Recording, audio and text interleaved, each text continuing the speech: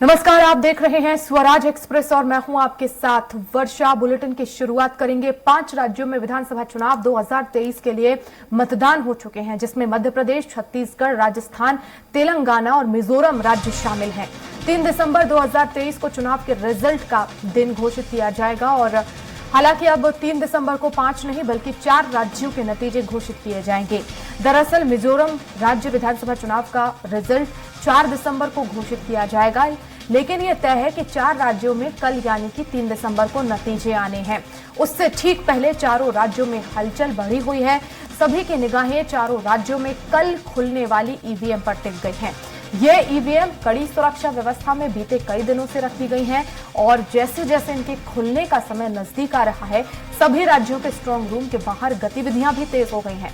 विशेष bulletin में हम भोपाल, ग्वालियर, इंदौर, जबलपुर और रायपुर चलेंगे, जहां हमारे सहयोगी हमें ताजा अपडेट देने के लिए तैयार है।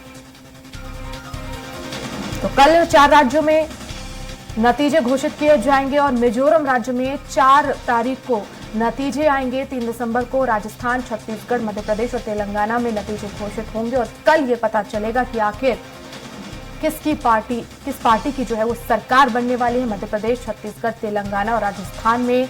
तो अब कुछ ही घंटों का इंतजार है और उसके बाद से रुझान आना शुरू हो जाएंगे।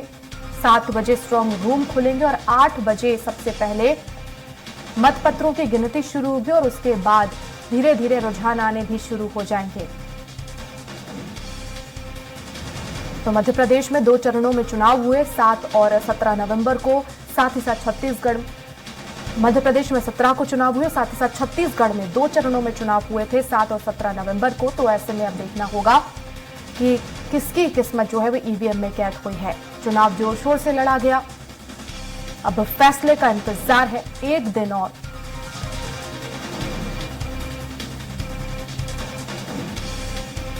स्ट्रांग रूम के बाहर हलचल तेज हो गई है। कई दिनों से निगरानी रखी जा रही थी सीसीटीवी के माध्यम से स्ट्रांग रूम में।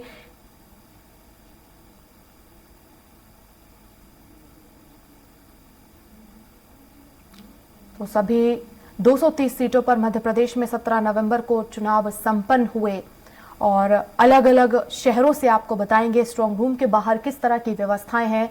3 लेयर में जो है मतगणना स्थलों पर सुरक्षा व्यवस्था रखी गई है और पुलिस बल भी तैनात है। सुरक्षा बल चेकिंग कर रहे हैं और उसके बाद अंदर प्रवेश दिया जा रहा है।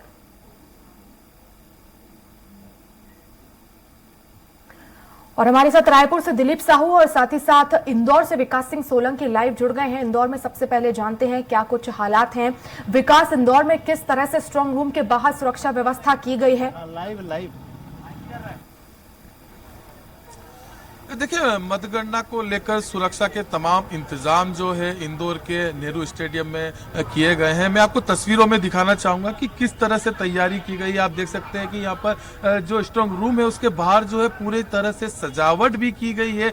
कल जिस तरह से बेसब्री से इंतजाम है, कुछ घंटे जो है मतगणना को लेकर बचे हुए हैं, लेकिन सुरक्षा के तमाम इंतजाम अभी से यहाँ हो चुके हैं। आप देख सकते हैं आला अधिकारी जो है यहाँ पर खड़े हुए हो, लगातार जो है लोगों की चेकिंग की जा रही है, जिससे कल सुबह से ही जो है ईवीएम के अंदर अगर बात की जाए इंदौर जिले की 9 विधानसभा सीटों को लेकर जो है मतगणना शुरू होगी और कल सुबह से ही जो है मतगणना होनी, उसको लेकर तमाम इंतजाम जो है किए गए। हमारे साथ पुलिस के वरिष्ठ अधिकारी मौजूद है, हम जानते हैं सर किस तरह की सुरक्षा व्यवस्था की गई है।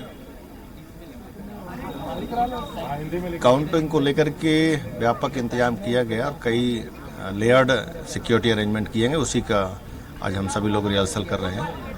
सर कितने जवान और कितने अधिकारी मौजूद रहेंगे यहाँ पर? अलग अलग व्यवस्था गेटों के हिसाब से लगाई गई है और उसमें काफी बड़ा इंतजाम लगाया गया है। तो निश्चित रूप से तमाम इंतजाम जो है किए गए। मैं आपको बताना चाहूंगा इस बार नवाचार भी जो है स्ट्रांग रूम में किया गया। अलग अलग विधानसभाओं के लिए जिस तरह से मतदान केंद्रों के अंदर सामग्री वितरण की गई थी, इसलिए मतगणना को लेकर भी आप देख सकते हैं किस तरह से जो अभिकर्ता है उनके प्रवेश के लिए अलग अलग कलर बनाए गए हैं। अगर बात की जाए तो इंदौर जिले की 9 विधानसभा सीटों के अंदर 92 लोगों ने जो है दावेदार थे, तो कहीं ना कहीं 92 लोगों का जो भविष्य है वह ईवीएम के अंदर केंद्र। कल सुबह से ही जो है मतगणना शुरू होगी होगी और दोपहर 12 बजे से जो है क्या तस्वीर बनती है मध्य प्रदेश को लेकर वह साफ हो जाएगी। अगर बात की जाए तो सबसे पहले अगर हम पिछले विधानसभा चुनाव की बात करें तो सबसे छोटी विधानसभा जो है इंदौर की विधानसभा 3 है और उसके परिणाम जो है जल्दी आ जाते हैं। वहीं अगर बात की जाए तो विधानसभा 5 राव के अंदर जो है परिणाम में देरी लगती है।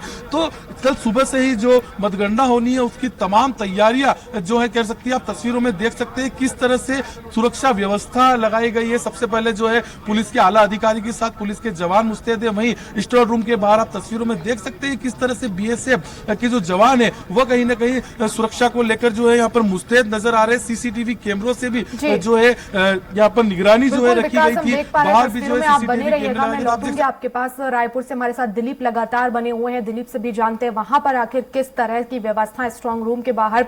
दिलीप, आप लगातार हमें अपडेट्स भी दे रहे हैं स्ट्रांग रूम के बाहर से, फिलहाल क्या व्यवस्थाएं हैं? जी वर्षा, बता दें कि रायपुर में भी मतगणना की पूरी तैयारियां चल रही है, जोरों पर है।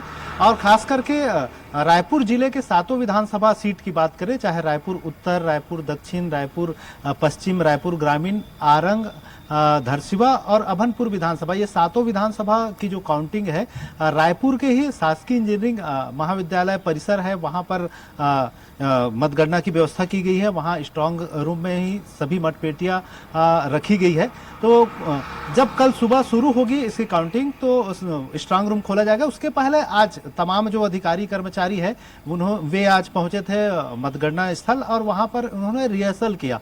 और बता दें कि रायपुर जिले के जो 7 विधानसभा सीट के लिए 336 जो कर्मचारी है, अधिकारी है, उनकी ड्यूटी लगाएगी। वो मतगणना स्थल पर अंदर मौजूद रहेंगे और सभी टेबल जो विधानसभा है उसकी अलग अलग जो 14 टेबल पे जो गणना होगी उसके लिए एक विधानसभा वार 48 कर्मचारियों की ड्यूटी लगाई गई है ताकि मतगणना का जो काम है उसको सुचारू ढंग से चलाया जा सके। साथ ही साथ सभी जो कर्मचारी जो मतगणना में तैनात है उनके साथ ही साथ उनके लिए बहुत सारे इंस्ट्रक्शंस भी है। वे ना तो लैपटॉप ले जा पाएंगे, ना किसी गैजेट का इस्तेमाल कर पाएंगे, मोबाइल भी प्रतिबंधित है, स्मार्ट वॉच का इस्तेमाल नहीं कर पाएंगे। इसके अलावा उस स्थल पर पान, बीड़ी, गुटखा, सिगरेट जैसे तमाम जो नशा प्रवृत्ति वाली जो चीजें हैं वो भी प्रतिबंधित किया गया है। तो इस तरह से तमाम तरह के एहतियात वहां बरते जाएंगे। इसके साथ ही साथ सुरक्षा की बात करें तो सुरक्षा के लिए अभी 3 लेयर की सुरक्षा व्यवस्था है। इसके साथ ही साथ कल 1000 जवानों की तैनाती की जाएगी। जब मतगणना शुरू होगी सुबह से ही पूरे क्षेत्र को छावनी में तब्दील किया जाएगा और जो स्ट्रांग रूम है मतगणना सेंटर से बाहर तक जो शासकीय इंजीनियरिंग कॉलेज भवन के पूरे परिसर को छावनी में तब्दील कर दिया जाएगा और पूरे बैरिगेटिंग कर दी गई है, बांस की बल्लियां लगाई गई है और लोग झुंड में प्रवेश नहीं कर पाएंगे। सभी अपने परिचय पत्र, आधार कार्ड दिखाकर ही एक करके बिल्कुल दिलीप, व्यवस्थाएं तमाम कर ली गई है। सुरक्षा की दृष्टि से भी जवान तैनात हैं, लेकिन क्या अगर अतिरिक्त फोर्स की जरूरत अगर पड़ती है तो क्या रिजर्व में भी फोर्स बुलाई गई है? जी बिल्कुल वर्षा, वही बता रहा था। आज तो अभी लगातार स्ट्रांग रूम में तो 100-150 पुलिस वाले ही तैनात है, सशस्त्र बल के जवान। लेकिन मतगणना के दिन के लिए अलग से 1000 पुलिस जवानों की फोर्स की सुरक्षा में लगाई गई ड्यूटी बताया जा रहा है। और ताकि बाहर भी जो माहौल क्रिएट होता है किसी तरह के राजनीतिक दलों के द्वारा किसी तरह की कोई हुड़दंग न हो, साथ ही साथ बाहरी व्यक्तियों का हस्तक्षेप न हो, इसके लिए जो स्ट्रांग रूम और जो मतगणना स्थल है उसके बाहर भी बहुत सारे जवान, मतलब सैकड़ों की संख्या में जवान तैनात रहेंगे। और अलग अलग जो जिनके लिए राज्य निर्वाचन आयोग की ओर से पास जारी किया गया है उन्हीं लोगों को वहां प्रवेश दिया जाएगा। बिल्कुल, लेकिन दिलीप 7 विधानसभाओं में कौन सी विधानसभा ऐसी होगी जिसके नतीजे हमें सबसे पहले देखने को मिलेंगे और सबसे आखिर में कौन सी विधानसभा जहां पर नतीजों के लिए थोड़ा इंतजार करना पड़ेगा?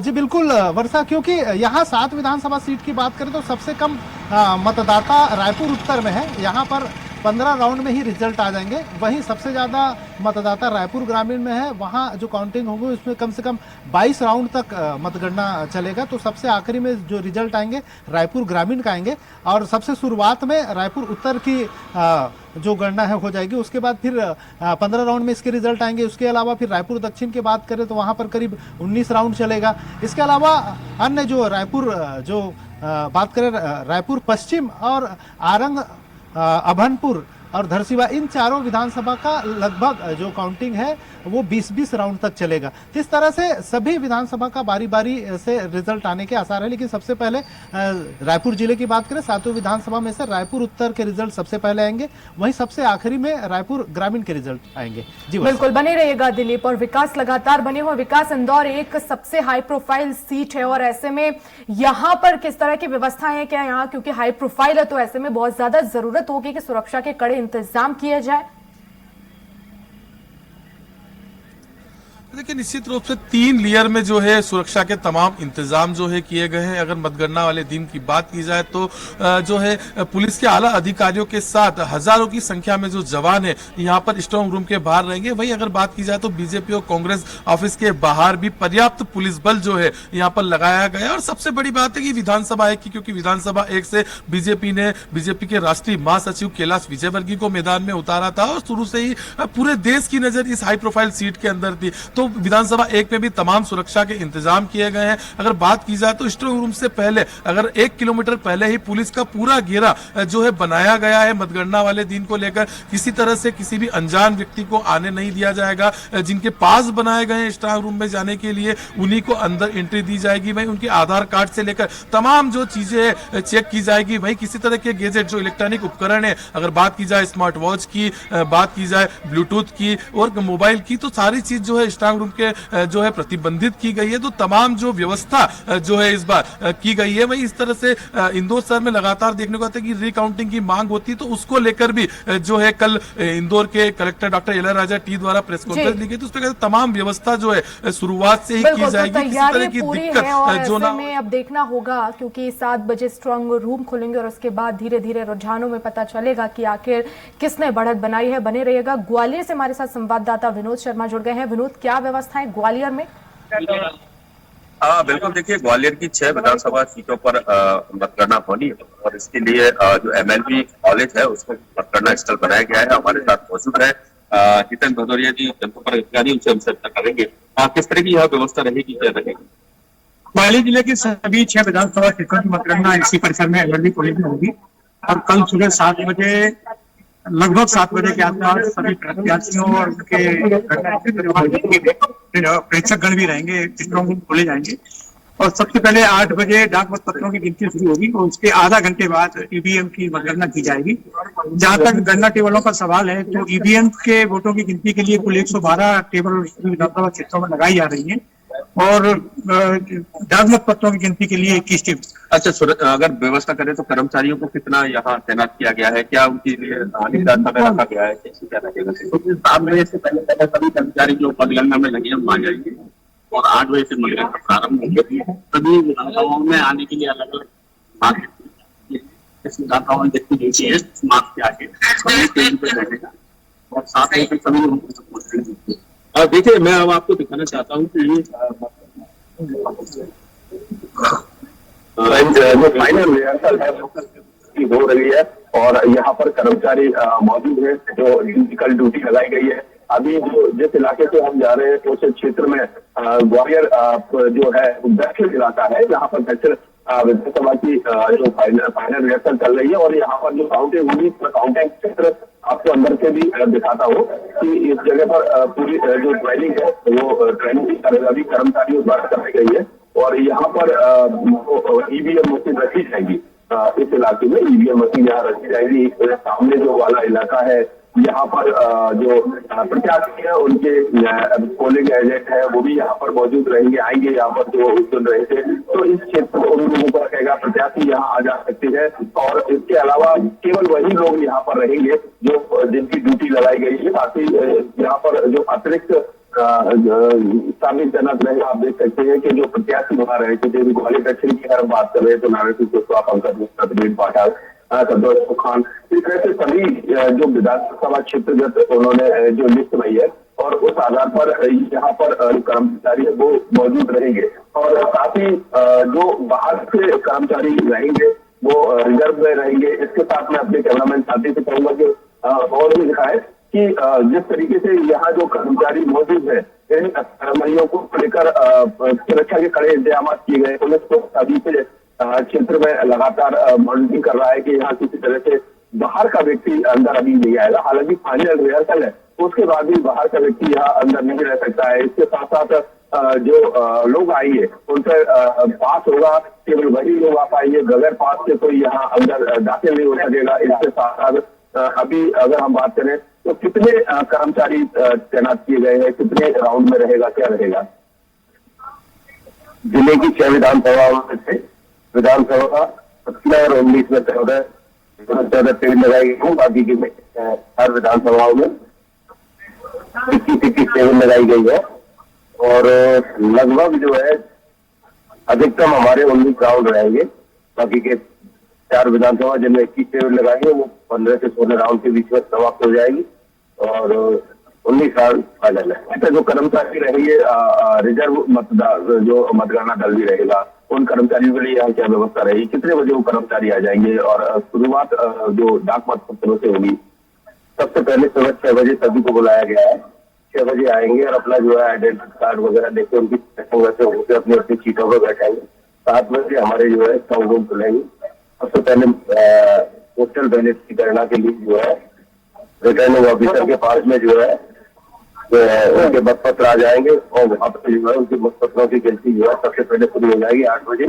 8 से 8:30 बजे तक केवल मतपत्र पोस्टल बैलेट के मतपत्रों की गिनती होगी।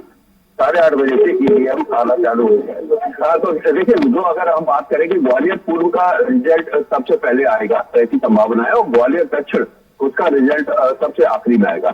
यहाँ विधानसभा निर्वाचन 2023 के लिए जो पंडाल लगाए गए, यहाँ पर अधिकारी मौजूद रहेंगे। अनाउंस होगा कौन किससे पीछे चल रहा है, कौन आगे चल रहा है, किसको कितने मत मिले हैं, और जो प्रमाण पत्र वितरण होगा वो भी इसी इलाके से होगा। जब शाम को जो जीत जाएगा उस प्रत्याशी को प्रमाण पत्र यहाँ से वितरण किए जाएंगे।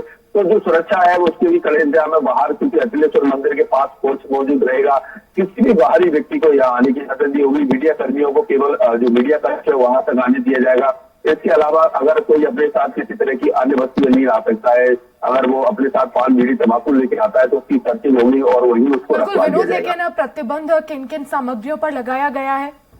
हाँ, देखिए, प्रतिबंध जो लगाया गया है कि आप कर्मचारी कोई भी मोबाइल लेके नहीं आ सकता।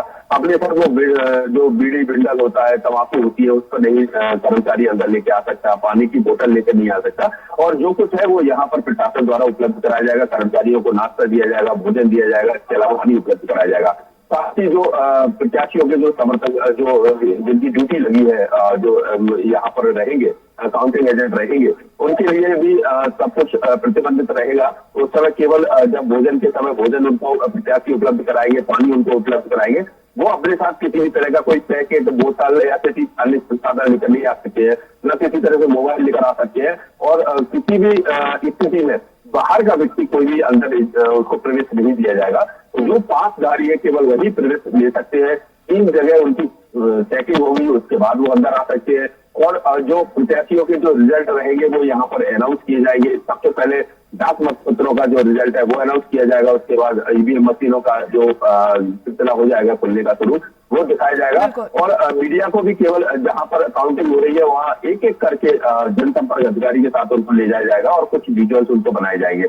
तो इस तरह से एक बड़ी सुरक्षा व्यवस्था की गई है। खुद कलेक्टर आज यहाँ पर चक्कर लगा रहे हैं, लगातार एसपी लगातार यहाँ पर चक्कर लगा रहे हैं और सुरक्षाओं को देख रहे हैं। इसके साथ साथ फाइनल रिहर्सल है, तो फाइनल रिहर्सल में किसी तरह की कोई चूक ना रह जाए, हर चीज को सॉर्ट आउट किया जा रहा है ताकि कल किसी तरह से कोई आरोप प्रत्यारोप न लगे, कोई परेशानी ना हो किसी भी को भी, चाहे वो प्रत्याशी के समर्थक हो उनको परेशानी ना हो, जो चाहे वो कर्मचारी उनको परेशानी ना हो। और रिजर्व जो मतगणना दल भी यहाँ पर रखा गया है, एम्बुलेंस की व्यवस्था की गई है, चिकित्सक टीम मौजूद रहेगी किसी कर्मचारी को कोई परेशानी आती है। और चूंकि मौसम लगातार बदल रहा है तो ये भी सुनिश्चित किया गया है कि अगर बारिश होती है तो उससे पहले से निजी वक्त की तैयारी कर ली गई है। और जहां चूंकि अंदर अधिकतर काउंटिंग हो रही है, बाहर जो लोग बैठे हैं उनके लिए वाटर प्रूफ टेंट भी बनाया गया है। बिल्कुल, तो ग्वालियर में भी तैयारियां पूरी कर ली गई हैं। विनोद बने रहिएगा। दिलीप, रायपुर में खासतौर पर क्योंकि पेन और पेपर की जो वो परमिशन रहेगी, उसके बाद तमाम जो गैजेट्स हैं उनकी व्यवस्था नहीं और उनकी परमिशन वहां पर नहीं दी गई है, लेकिन प्रत्याशियों के जो समर्थक हैं वो कितनी बड़ी संख्या में वहां पर पहुंच सकते हैं? क्या उसके लिए भी खास व्यवस्थाएं हैं और संख्या भी उसके लिए तय की गई है?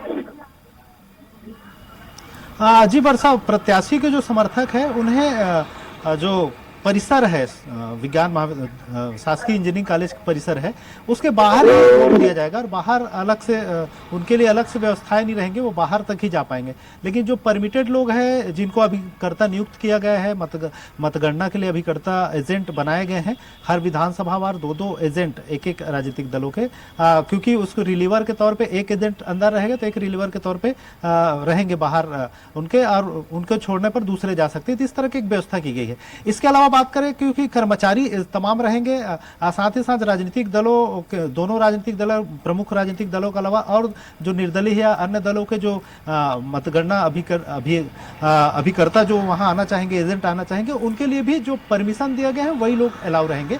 और उसके लिए स्पेशल जिला प्रशासन की ओर से पास जारी किया गया है। उनको पहले से ही जो पार्टियों की ओर से जो निर्धारित किया गया है, उनको भी पार्टियों ने अपने अपने तरीके से ट्रेनिंग दी है कि किस तरह से काउंटिंग के समय क्या क्या बारीकों को ध्यान में रखना है। बिल्कुल दिलीप, बने रहिएगा। विकास, इंदौर में सादा कागज ही कौन सी सामग्री जिन पर प्रतिबंध लगाया गया है, क्योंकि मोबाइल पर खासतौर पर बैन है, और ऐसे में क्या इंदौर में भी स्ट्रांग रूम के अंदर मोबाइल जो है वो बैन रहेगा? देखिए, निश्चित रूप से मोबाइल सबसे पहले प्रतिबंधित किया गया है। मोबाइल के साथ जो धूम्रपान की चीजें हैं, चाहे गुटखा हो चाहे सिगरेट हो, ये सब भी सब जो है बैन रखा जाएगा। जहां 3 लेयर की जो सुरक्षा है, तीनों जगह जो है उसकी चेकिंग की जाएगी। वहीं जिस तरह से इलेक्ट्रॉनिक गैजेट है, लैपटॉप है, इस पर भी जो है प्रतिबंध जो है लगाया गया है सुरक्षा को दृष्टिगत रखते हुए। तो तमाम तरह से जो एजेंट है, जो राजनीतिक दलों के जो एजेंट यहाँ पर बैठेंगे, किसी तरह की धूम्रपान की वस्तु नहीं लाके बच सकेंगे। वहीं मोबाइल पर प्रतिबंध लगाया गया है। वही अगर बात की जाए तो जो एजेंट है, एक रिन्यूअल के रूप में जो है एजेंट को रखा जाएगा। अगर दूसरा रिलीव होता है तो जो बाहर जो एजेंट खड़ा रहेगा वह उसकी जगह स्थान रहेगा। तो तमाम जो है सुरक्षा के इंतजाम जो है किए गए हैं। जिस तरह से 9 विधानसभा सीटें हैं और अलग अलग राउंड में जो है गिनती होगी। सुबह 8 बजे से जो है मतगणना शुरू हो जाएगी और दोपहर 12 बजे तक मध्य प्रदेश की तस्वीर जो है एक तरह से साफ हो जाएगी कि किसकी सरकार जो है बनने वाली है, किस तरह के रुझान जो है आ रहे हैं। हालांकि रुझान सुबह से ही 8 बजे जिस तरह से मतगणना शुरू होने की बात कही जा रही, तो सुबह 9 साढ़े 9 बजे से। और सबसे बड़ी बात है कि हर एक राउंड की जो रिपोर्ट है वह यहाँ पर की जाएगी। उसके लेकर मीडिया के लिए खास मीडिया सेंटर बनाया गया है। यहाँ पर बड़ी स्क्रीन लगाई गई है कि किस तरह से राउंड होगी। लेकिन समय आखिर कितना तय किया गया है कि लगभग यहां से पता चलेगा कि किसके जो है वो कौन सा प्रत्याशी जीत रहा है? क्योंकि रुझानों में कभी कोई आगे और कभी कोई प्रत्याशी आगे रहता है, और ऐसे में हमें लगभग कितना इंतजार करना पड़ेगा उसके लिए? देखिए, दोपहर के बाद 12 से 1 बजे तक तस्वीर जो है हमने पिछले विधानसभा में भी देखा है कि 12-1 बजे के बाद जो है जो विधानसभा है उनमें तस्वीर जो है सामने आ जाती है। लेकिन जिस तरह से इंदौर की अगर बात की जाए, इंदौर की विधानसभा 5 की बात की जाए, इंदौर की राव विधानसभा की बात की जाए, देपालपुर विधानसभा की बात की जाए और विधानसभा शहरी क्षेत्र की विधानसभा 3 की बात की जाए, तो कहीं ना कहीं शाम तक 4 या 5 बजे के बाद रुझानों में पता चलता है कि किस तरह से कौन प्रत्याशी आ गया। क्योंकि इन विधानसभाओं के अंदर लगातार देखा जाता है कि कभी कोई प्रत्याशी आगे हुआ, फिर उसके बाद वो पीछे हो जाता है। तो उसके लिए शाम तक का इंतजार करना पड़ेगा। लेकिन जो इंदौर की बाकी 3 से 4 विधानसभा है उनमें जो रुझान 12 से 2 बजे के बीच में आएंगे, उससे पता चल जाएगा कि तस्वीर क्या है। हालांकि किसकी सरकार बन रही है, कौन सी विधानसभा से कौन से दल का जो विधायक है वह चुना जाता है, तो तस्वीर दोपहर 12 से 2 बजे के लगभग जो है साफ हो जाती है। कुछ विधानसभा ऐसी है जिसमें शाम जो है हो जाती है। वहीं अगर बात की जाए तो जिस तरह से कल इंदौर के कलेक्टर डॉक्टर इलाजा टी द्वारा प्रेस कॉन्फ्रेंस ली गई थी, उसमें बताया गया था कि जो तैयारी है वो पूर्ण कर ली गई है और रात 8 बजे तक का समय निर्धारित किया गया है कि रात 8 बजे तक जो प्रत्याशी है उसे विनोद, जिस तरह से इंदौर में बताया जा रहा है कि लगभग 12 से 1 बजे के आसपास ये पता चलेगा कि आखिर बढ़त किसने बनाई है, तो सेम तस्वीर ग्वालियर में भी हमें देखने को मिलेगी। देखिए, हमारे साथ अभी मौजूद है राजनीतिक विशेषज्ञ हैं और इसके साथ वरिष्ठ पत्रकार हैं देवसिंह माली जी। ग्वालियर में क्या स्थिति रहेगी, कितने बजे तक मालूम पड़ जाएगा कि कौन जीतनी स्थिति में, तो क्या हालत है वो रहने वाले? मुझे लगता है पहला रुझान जो है 9:30 के आसपास आया, 9:30 से 9:45 के बीच। क्योंकि पिछली बार जब हमने 2018 में देखा था तो रुझान 10:15 के आसपास, 10:30 के आसपास आ पाया था। लेकिन इस बार से कुछ टेबल बढ़ाई गई है। 4 विधानसभा क्षेत्र जो बड़े थे उनमें टेबलों की संख्या 14 से बढ़ाकर 21 कर दी गई है। तो एक तो पहला रुझान भी थोड़ा जल्दी आ जाएगा, करीबन 20 मिनट के पहले आ जाएगा। और उसके बाद जो अगले राउंड है, दूसरा, तीसरा, चौथा राउंड, वो लगभग 30-30 मिनट के अंदर आना शुरू हो जाएगा। तो पहला रुझान 9:30 पौने 10 के बीच विधानसभा क्षेत्रों का मिलना शुरू होता है। इसके साथ साथ जैसे लगता है कि जो जीत हार का जो सिलसिला कब पता चल जाएगा, क्योंकि ये मालूम है पड़ता है कि अक्सर 1 बजे समझ में आ जाता है कि कौन जीत रहा है कौन हार रहा है, लेकिन वो फाइनल 3 या 4 बजे तक या लास्ट 8 बजे तक मान सकते हैं। अब होता ये है कि ये डिपेंड करता है कि लड़ाई कैसी चल रही है। अगर बहुत ही मुश्किल होती है, बहुत ही नजदीकी मुकाबले होते तो आकलन करना मुश्किल हो जाता है। जैसा कि हमने पिछले 2018 के विधानसभा चुनावों में ग्वालियर ग्रामीण और ग्वालियर दक्षिण की विधानसभा के चुनावों को देखा जो रात को 12 बजे तक लगभग ऐसे हो पाए थे। तो अगर अंतर बढ़ता चला जाता है तो फिर जल्दी नतीजे आने की संभावना रहती है। अंतर 10,000 15,000 के आसपास पहुंच जाता है तो परिणाम बदलने की आरोप प्रत्यारोप लगते हैं। कई बार होता ही है कि साहब हमको कम दिखाया गया है मशीन में, तो उसको लेकर भी अक्सर आरोप प्रत्यारोप लिखते हैं। अब देखिए आरोप प्रत्यारोपों का दौर तो चलता है, जो हारता है वो अपने तरीके से उसका करता है, ये सब करता है, लेकिन ये ऐसा बाहर रहता है। इसलिए इस बार कई परिवर्तन भी किए गए कि मतगणना करने वाले राजनीतिक दल के कार्यकर्ताओं को भी पहली बार ट्रेनिंग दी गई है, ताकि वो जो जानकारी के अभाव में जो वहाँ कंप्लेंट करते हैं या जो वहाँ आपत्तियां दर्ज कराते हैं उनकी संख्या कम हो, क्योंकि एक आपत्ति होती है तो उसको 5-7 मिनट का समय चला जाता है उसकी जांच में और उसका निराकरण करने में। जैसा हमने आपने देखा था कि ग्वालियर दक्षिण में 2018 में तमाम आपत्तियां हुई थी। प्रवीण पाठक जीत रहे थे तो उसके बाद नारायण सिंह कुशवाहा ने आपत्ति लगाई और आखिरकार प्रवीण पाठक जीते। तो इस तरह की वो होती है तो वो पहले से उनको समझ में आ जाता है। हाँ बिल्कुल, इस बार उन्होंने ये भी कर दिया कि हर एक तो चरणबद्ध तरीके से आपत्तियों का निराकरण कर दिया जाएगा, क्योंकि और दूसरा जो आपत्तियां जानकारी के अभाव में लगाई जाती है जो सही नहीं होती है उनको पहले से ही ट्रेन कर दिया गया है। उनको गाइडलाइन समझा दी गई है कि गाइडलाइन ये है, कैसे बैठेंगे, क्या बात करेंगे, कौन सी आपत्तिजनक बात है, कौन सी आपत्तिजनक बात नहीं है। तो मुझे लगता है कि इसके कुछ सकारात्मक रिजल्ट कल परिणामों को जल्दी लाने की दिशा में होंगे। तो बिल्कुल देखिए जो आपत्तियां होती है उनके भी निराकरण की जाएगी। ये पहली बार हुआ है कि जो राजनीतिक पार्टियों की यहाँ पर प्रतिनिधि रहेंगे उनको भी ट्रेनिंग दी गई थी, प्रशासन के द्वारा उनसे भी चर्चा की गई थी। आज भी विभिन्न जो राजनीतिक पार्टी है उनके जो समर्थक रहेंगे उनको राजनीतिक पार्टियों द्वारा ट्रेनिंग दी जा रही है। तो जिस तरीके से मतगणना स्थल पर जो स्थिति रहने वाली है कि सुबह से यहाँ कर्मचारियों का आने जाने का सिलसिला शुरू हो जाएगा और 7 बजे तक वो अपनी टेबलों पर बैठ जाएंगे। उसके बाद 8 बजे डाक मत पत्रों की गिनती शुरू होगी, 8:30 बजे ईवीएम मशीन खुलेगी, उनकी गिनती शुरू होगी और इसके बाद लगातार जो रिजल्ट है कि 11-12 बजे तक लगभग ये तय हो जाता है कि कौन जीत की स्थिति में है और कौन पीछे चल रहा है। कई सीटें ऐसी होती है जो फंस जाती है, जैसा 2018 में हुआ कि जो प्रवीण पाठक कांग्रेस के और उस समय के जो मंत्री थे नारायण सिंह कुशवाहा उनके बीच में काफी सीट फंस गई थी। केवल मार्जिन रहा था 125 वोट और इस दौरान 2 बार काउंटिंग करने की बात भी कही गई थी कि काउंटिंग की जाए। इसके साथ साथ देवती देवी ने भी जो यहाँ पर मौजूद थी उस समय तो उनका भी लेकर विवाद हुआ। तो कुल मिलाकर जो स्थिति है वो तो बनी रहती है, लेकिन अगर सब कुछ ठीक चलता है, कोई आपत्ति और वो नहीं होता तो देर शाम तक 5 बजे तक सब कुछ समझ आता है। अगर आपत्ति आती है तो विनोद मैं लौटूंगी आपके पास। अरविंद दुबे हमारे साथ जबलपुर से लाइव जुड़ गए हैं। अरविंद जी, जगह जगह से हम स्ट्रांग रूम के बाहर से तस्वीरें ले रहे हैं और ये जानने की कोशिश कर रहे हैं कि किस तरह की व्यवस्था है। फिलहाल जबलपुर में क्या खास व्यवस्थाएं की गई है? क्या यहाँ पर ट्रिपल लेयर सुरक्षा व्यवस्था है? बिल्कुल, यहाँ के ठीक सामने खड़े हैं और यहीं पर ही स्ट्रांग रूम बना हुआ है और यहीं पर मतगणना होगी। उसकी पूरी तैयारियां यहाँ लगभग कर ली गई हैं। बार बार यहाँ पर जो डेमो है वो डेमो दे दिया गया है, जो ट्रेनिंग है वो ट्रेनिंग दे दी गई है कर्मचारियों को और कर्मचारियों की तैनाती भी कर दी गई है। आप देख सकते हैं मेरे ठीक पीछे कर्मचारियों का लगातार आना जाना लगा हुआ है और यहीं पर मतगणना प्रारंभ होगी सुबह 7 बजे से। जैसा कि भारत निर्वाचन आयोग की गाइडलाइन है, 7 बजे सबसे पहले स्ट्रांग रूम खोला जाएगा, वहां से डाक मत पत्र बाहर निकाले जाएंगे और उनकी गिनती सबसे पहले प्रारंभ होगी। उसके ठीक आधे घंटे के बाद ईवीएम में जितने वोट होंगे उनकी गिनती प्रारंभ होगी और लगभग 18 राउंड की गिनती यहाँ पर प्रत्येक विधानसभा के अनुसार चलेगी और ये 18 राउंड की समाप्ति के बाद पूरी तरह से जो परिणाम है उन्हें घोषित किया जाएगा।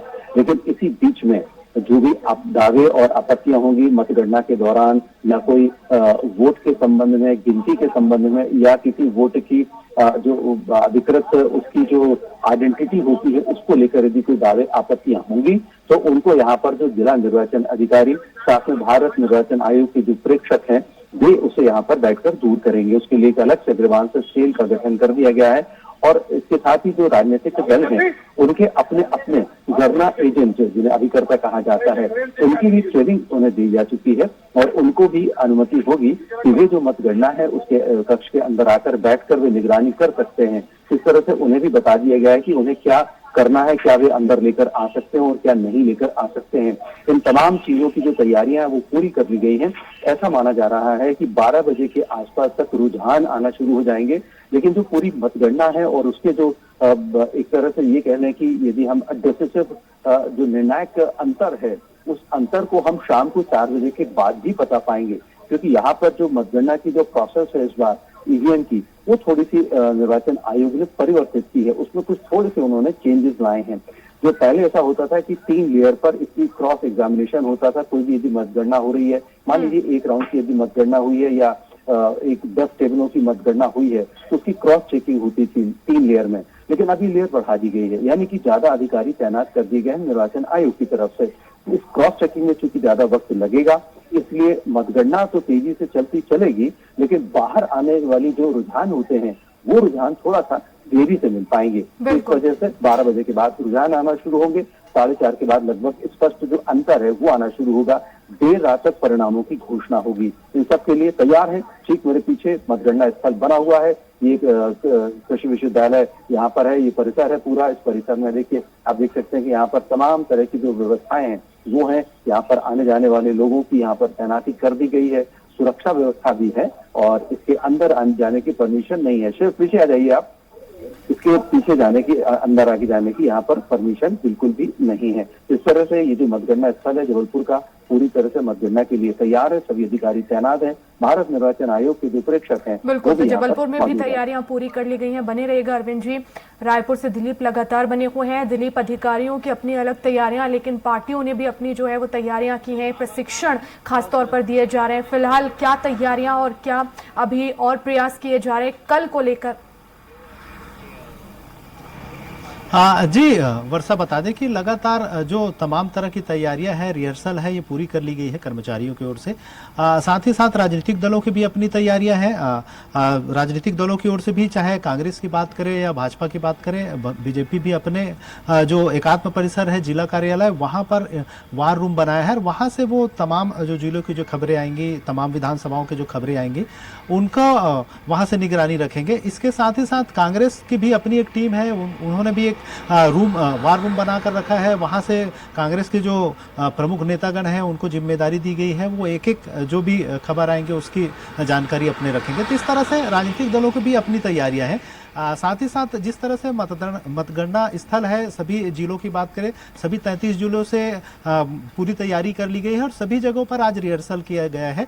साथ ही साथ आज मुख्य निर्वाचन पदाधिकारी रीना बाबा साहब कंगाले ने भी प्रेस कॉन्फ्रेंस लेकर तमाम चीज़ों की जानकारी दी है कि सभी 90 विधानसभा क्षेत्रों के लिए 90 रिटर्निंग ऑफिसर बनाए गए हैं। इनके अलावा विभिन्न अधिकारी व कर्मचारी लगाए गए हैं। 4000 से अधिक जो कर्मचारी है इस मतगणना में शामिल होंगे। तो इस तरह से तमाम तैयारियां न सिर्फ प्रशासनिक की ओर से की गई है, उसी तरह राजनीतिक जो दल है उनकी ओर से भी पूरी तैयारियां कर ली गई है। जी बिल्कुल, बने रहेगा दिलीप। विनोद, किस तरह से राजनीतिक दलों की तैयारियां ग्वालियर में खासतौर पर देखी जा रही हैं? कर्मचारियों की तैयारी है, वैसे राजनीतिक दलों की तैयारी है। और क्योंकि जो इंडेक्स पोल आया था उसके बाद भी कुछ फर्क किसी का नहीं है। उनको ये लगता है दोनों ही पार्टियों को जो जीत उनकी होगी उसको लेकर तमाम तरह की उसकी तैयारी है। कई राजनीतिक दल अपने पार्टी कार्यालयों पर स्क्रीन लगाएंगे बड़ी और वहां पर कार्यकर्ताओं को बैठाकर रिजल्ट के बारे में लगातार अपडेट देते रहेंगे। और आप देख सकते हैं जो कर्मचारी है वो यहाँ पर अभी भी मौजूद है। ये मतगणना के लिए नारायणपुर लीजिए, आपको जो जानकारी मिलेगी किस तरह से क्या करना है, क्या रहेगा?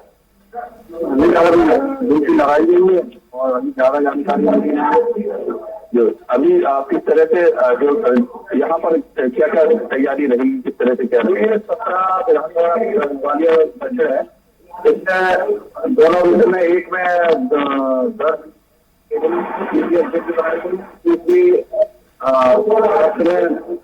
4 टेबल ईवीएम की और 4 टेबल वोटर बैंक और आरओ टेबल की। कर्मचारियों को क्या कहा गया है, किस तरह से उनको जिम्मेदारी दी है?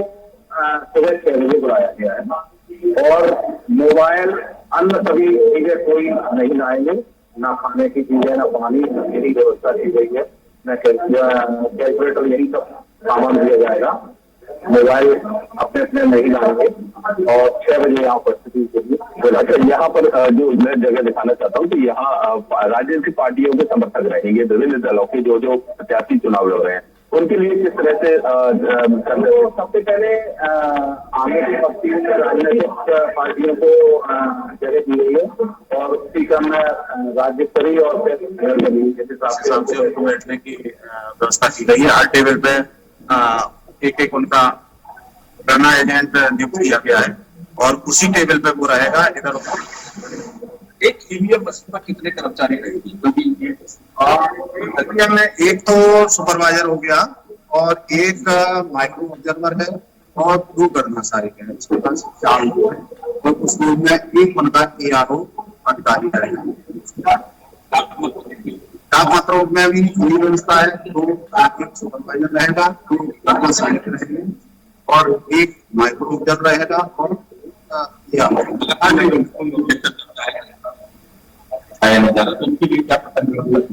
पूरी वो तो पारदर्शी है, जाली लगाई गई है, तो उससे कहीं ऐसा भी नहीं दिख रहा है कि मतलब दिखा नहीं। उसको बिल्कुल कर्मचारियों को भी बताया गया है कि एक बार नहीं 2 बार दोबारा में अगर दिक्कत हो रही है, एक बार नहीं देख पाया दोबारा दिखा दो, तो ऐसी पूरी ट्रेनिंग। तो बिल्कुल जो बताया जा रहा है कि देखिए ये यहाँ टेबल पर ईवीएम मशीन रखी है और यहाँ पर ईवीएम मशीन रहेगी, नामपत्र भी टेबल पर सबसे पहले रखी है और यहाँ कर्मचारी बैठेंगे जैसा बताया जा रहा है। उसके बाद जब कर्मचारी यहाँ पर ईवीएम खोलेंगे और बटन जैसी दवाएंगे मामले का, और ये जो इलाका है यहाँ पर राष्ट्रीय राजनीतिक पार्टी है उनके प्रत्याशियों के प्रतिनिधि यहाँ पर मौजूद रहेंगे और वो यहाँ से एक एक्टिविटी, अगर मैं यहाँ बैठ के कुछ कर रहा हूँ तो पूरा देखेंगे और इसके बाद वो संतुष्ट होंगे। उनको मशीन उठाकर ऐसे दिखाई जाएगी और उसको बताया जाएगा कि देखिए कितने वोट इस प्रत्याशी को है, इतने वोट इस प्रत्याशी को है। अगर किसी को कोई कंफ्यूजन है तो वो बात कर सकता है, यहाँ पर जो उनसे चर्चा कर सकते हैं। अगर किसी तरह की आपत्ति है तो जिला निर्वाचन अधिकारी यहाँ पर पहुंच जाएंगे और साथ ही साथ इस वोट को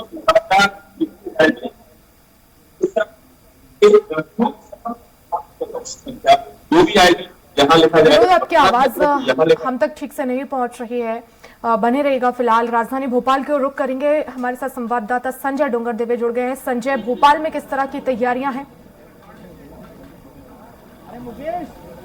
और वर्षा, अगर देखा जाए तो भोपाल में हम देख रहे हैं कि भोपाल में पुरानी जेल पे पूरी तैयारी कर ली गई। पुलिस प्रशासन की बात करें तो पुलिस प्रशासन ने अपनी, जिस प्रकार से यहाँ पे मॉक ड्रिल की बात करी जाए, उन्होंने अपनी पूरी एक मॉक ड्रिल किया हुआ है और आप देख सकते हैं तो अभी देखिए पूरे पुलिसकर्मी यहाँ पे जमा है और वो लोग अपने हिसाब से अभी काम देख रहे हैं कि यहाँ पे किस प्रकार से काम किया जाना चाहिए। चाहे कर्मचारियों की बात कर ली जाए तो कर्मचारी जो मतगणना में शामिल किए जाएंगे उन्हें सुबह से ही यहाँ पे 8 बजे, सुबह 6:30-7 बजे यहाँ पे बुलाया गया है। उसके बाद से ही मतगणना को लेकर यहाँ तैयारियां की गई। अगर यहाँ पूरी तरीके से देखा जाए तो यहाँ सुरक्षा की दृष्टि से काफी बड़ा क्षेत्र है, तो काफी बड़ी संख्या में यहाँ पे पुलिस बल तैनात किया गया है। वैसे अंदर की तो बात अलग है, अंदर तो पुलिस 3 लेयर में पुलिस लगी हुई है, सुरक्षा के इंतजाम है। लेकिन अगर बाहर की बात की जाए तो बाहरी जो प्रत्याशी के जो कार्यकर्ता है उन्हें एक 50 मीटर के बाद जेल के जो पुरानी जेल है वहां तक आने तक क्या नहीं दिया जाएगा। और वहीं अगर बात की जाए तो बाहर जो हुजूम लगेगा उसको लेकर भी पुलिस बल वहां तैनात किया गया है। अगर देखा जाए तो बाहर भी कई अधिकारियों की उपस्थिति रहेगी। अगर अंदर की बात की जाए तो कल जिस प्रकार से साफ बताया गया है, अधिकारियों ने भी बताया है कि हम जो प्रत्याशी के मतगणना एजेंट रहेंगे उनकी भी ट्रेनिंग कर दी गई है। उन्हें भी बताया गया है कि किस प्रकार से मतगणना की जाएगी उनके लिए भी। लेकिन इस बार का सबसे अलग एक चीज रही है कि किसी को भी कोई डिवाइस ले आने की, अंदर डिवाइस ले आने की कोई परमिशन नहीं दी गई है। चाहे कोई किसी भी प्रकार का इलेक्ट्रॉनिक डिवाइस हो तो वो अंदर ले आने के लिए वो रोक लगी गई है। बस कैमरा कैमरामैन माफी चाहूंगा जो पत्रकार है उनको मोबाइल और जो उच्च अधिकारी है उन लोगों को मोबाइल ले जाने की परमिशन दी गई, बाकी कोई मोबाइल अंदर नहीं ले आ पाएगा। तो अगर मतगणना की अभी जो आज की बात करूं तो आज यहाँ पर पूरी तरीके से पुलिस ने भी रिहर्सल करी है कि हमें किस प्रकार से यहाँ सुरक्षा व्यवस्था रखनी है और किस प्रकार से मतगणना पे ध्यान रखा जाना चाहिए, उसको लेकर उच्च अधिकारी है निगरानी में कैद हो चुकी है और अब कल देखना होगा कि किसकी किस्मत जो है वो चमकेगी। लेकिन क्योंकि कल रविवार है और ऐसे में महत्वपूर्ण दिन है प्रत्याशियों के लिए, राजनीतिक दलों के लिए, लेकिन क्या स्ट्रांग रूम के बाहर तो तमाम सुरक्षा व्यवस्था है, पूरे शहर में भी चप्पे चप्पे पर पुलिस बल तैनात रहेगा? बिल्कुल अगर देखा जाए तो हमें जिस प्रकार से जानकारी है कि जब कल सुबह से ही भोपाल में जो पुरानी जेल यानी कंट्रोल रूम से लेकर तो पुरानी जो अदालत है भोपाल की अदालत, वो जिला अदालत, वहां तक के लिए रोड डाइवर्ट कर दिया गया है और लोगों को इस साइड आने की, इधर साइड आने की परमिशन नहीं दी गई है। उसका कारण यही बताया गया क्योंकि यहाँ पर जो प्रत्याशियों के सहयोगी हैं वो यहाँ पर काफी बड़ी संख्या में रहेंगे, इसलिए रोड डाइवर्ट किया गया है। वहीं अगर बात कर ली जाए तो जिला कलेक्टर ने भी आदेश हुए हैं कि जिस प्रकार से अगर किसी को अपना विजय जुलूस निकालना है, किसी प्रकार का भी जुलूस निकालना है, उसके लिए परमिशन लेनी पड़ेगी। तो हम ये कह सकते हैं कि हाँ, पुलिस ने और हम प्रशासन ने पूरी तरीके से मुस्तैदी के साथ नजर रखी हुई है कि किसी भी प्रकार की कोई चाहे प्रत्याशी के जो कार्यकर्ता हैं वो उनमें ज्यादा जोश के साथ ज्यादा दिक्कत ना हो पैदा कर सके, इसके ऊपर भी पुलिस ने पूरी ध्यान रखा है। प्रशासन ने संजय तस्वीरें पहुंचाने के लिए बहुत शुक्रिया, विनोद आपका भी बहुत शुक्रिया, अरविंद जी आपका भी बहुत शुक्रिया, साथ ही साथ विकास इंदौर से जुड़े हुए थे और रायपुर से हमारे साथ दिलीप जुड़े थे, आप दोनों का भी बहुत शुक्रिया तमाम जानकारी के लिए। वक्त एक छोटे से ब्रेक का है, फौरन हाजिर होते हैं।